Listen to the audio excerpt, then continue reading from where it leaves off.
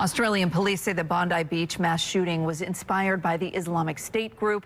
Authorities say they found Islamic State flags in a vehicle that was used in that attack and registered to one of the gunmen. At least 15 people were killed, including a 10-year-old girl, a rabbi, and a man who survived the Holocaust.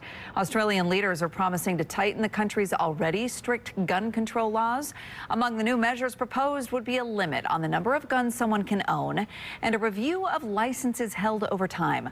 Mass shootings in Australia have been rare since 1996, when 35 people were killed in Port Arthur, Tasmania.